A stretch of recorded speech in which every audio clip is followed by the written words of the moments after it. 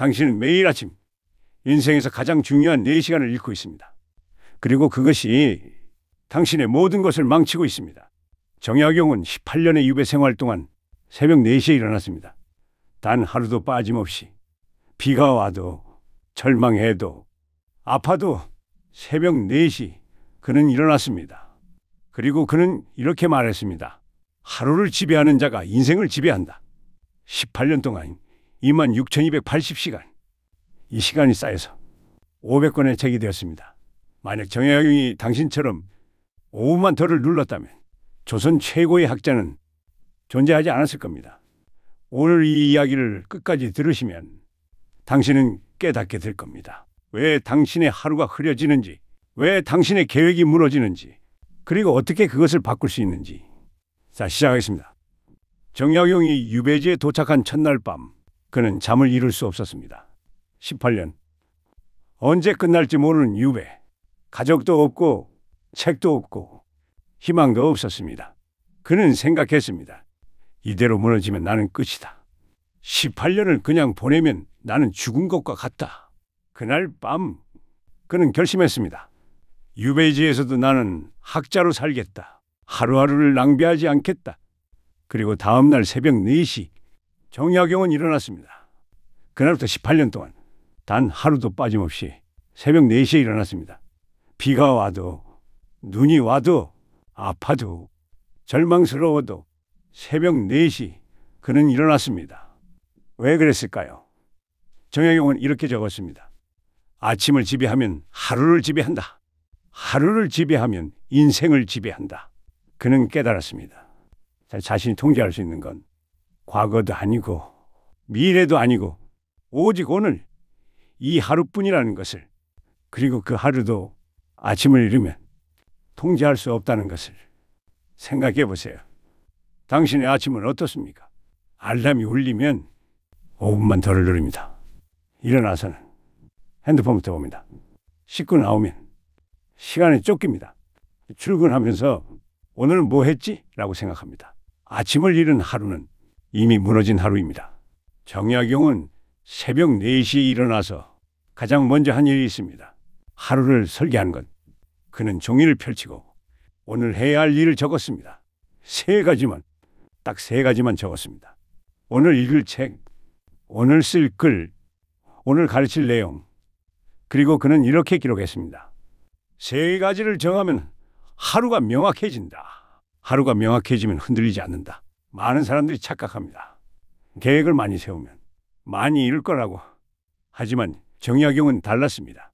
하루에 10가지를 계획하면 하나도 이루지 못한다.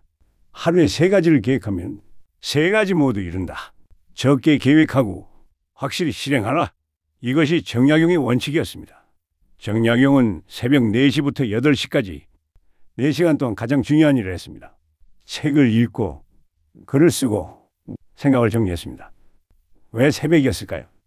정약용은 이렇게 말했습니다. 새벽은 세상이 나를 방해하기 전이다. 새벽은 내가 나를 온전히 쓸 수 있는 시간이다. 낮에는 사람들이 찾아옵니다. 낮에는 일이 생깁니다.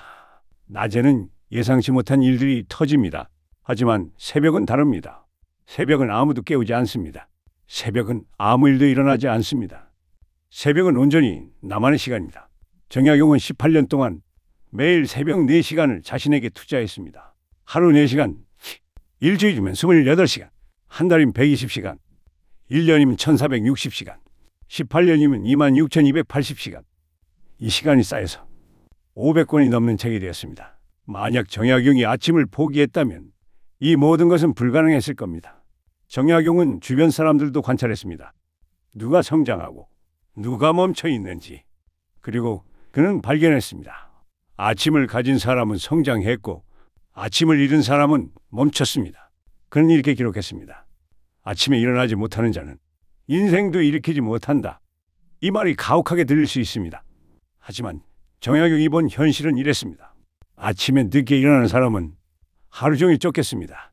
시간에 쫓기고 일에 쫓기고 사람들에게 쫓겼습니다. 그리고 하루가 끝나면 오늘도 뭐 한 거 없이 지나갔네 라고 말했습니다. 반대로 아침 일찍 일어나는 사람은 하루를 주도했습니다. 시간을 통제하고 일을 선택하고 사람을 만났습니다. 그리고 하루가 끝나면 오늘 이만큼 했구나 라고 만족했습니다. 정약용은 아침 습관을 3단계로 정리했습니다. 첫째, 새벽에 일어나라. 정약용은 새벽 4시를 고집했습니다. 왜 하필 4시였을까요? 4시는 세상이 깨기 전이다. 4시는 내가 나를 만나는 시간이다. 5시도 아니고 6시도 아니고 반드시 4시였습니다. 왜냐하면 5시부터는 세상이 움직이기 시작하기 때문입니다. 4시는 완전한 고요입니다. 그 고요 속에서 정약용은 자신과 대화했습니다. 둘째, 하루를 설계하라. 정약용은 일어나자마자 오늘 해야 할 3가지를 적었습니다. 이것이 중요한 이유는 하루의 방향이 정해지기 때문입니다. 방향 없는 하루는 바람 부는 대로 흘러갑니다. 하지만 방향이 있는 하루는 바람이 불어도 흔들리지 않습니다. 정약용은 이렇게 말했습니다. 아침에 방향을 정하지 않으면 저녁에 후회한다. 셋째, 가장 중요한 일을 먼저 하라. 정약용은 새벽 시간에 가장 중요한 일을 했습니다. 책 쓰기, 연구하기, 생각 정리하기, 이런 일들은 에너지가 필요한 일입니다. 머리가 맑고 집중력이 높고 의지가 강할 때 해야 하는 일입니다. 그래서 새벽에 했습니다. 많은 사람들이 반대를 합니다. 아침에는 쉬운 일부터 하고 중요한 일은 나중으로 미룹니다. 그리고 저녁이 되면 에너지가 없어서 중요한 일을 못합니다. 정약용은 이렇게 적었습니다. 중요한 일을 나중으로 미루면 평생 중요한 일을 못한다. 당신도 할 수 있습니다. 내일 아침 정약용처럼 새벽에 일어나 보세요. 4시가 힘들면 5시부터 시작하세요. 5시가 힘들면 6시부터 시작하세요. 중요한 건 시간이 아니라 시작하는 것입니다. 그리고 일어나자마자 3가지를 적어보세요. 오늘 해야 할 3가지. 딱 3가지만. 그리고 그중 가장 중요한 1가지를 아침에 먼저 하세요. 그렇게 하루를 시작하면 당신의 하루는 완전히 달라질 겁니다. 정약용은 이렇게 말했습니다.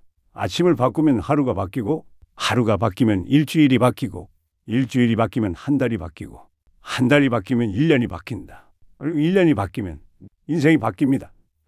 정약용의 18년 하루하루가 쌓인 결과입니다. 500권의 책은 하루 몇 줄이 쌓인 결과입니다. 조선 최고의 학자는 하루 몇 시간이 쌓인 결과입니다. 모든 위대함은 아침에서 시작됩니다. 당신이 지금 무너져 있다면 아침부터 다시 시작하세요. 당신이 지금 방향을 잃었다면 아침에 방향을 정하세요. 당신이 지금 변화를 원한다면 아침을 바꾸세요. 정약용은 유배지를 떠나는 날 마지막으로 이렇게 기록했습니다. 이곳에서 나는 모든 것을 잃었지만 아침만은 잃지 않았다.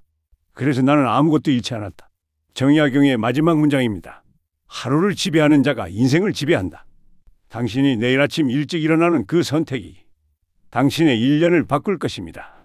아침을 되찾으세요. 그러면 당신의 인생도 되찾을 수 있습니다. 이 이야기가 당신의 내일 아침을 바꿨다면 누군가의 아침도 함께 바뀔 수 있도록 이 지혜를 나눠주시기 바랍니다. 정약용의 아침은 500년 전 것이 아닙니다. 내일 당신의 새벽 4시에서 시작될 수 있습니다. 당신의 아침은 내일부터 시작됩니다.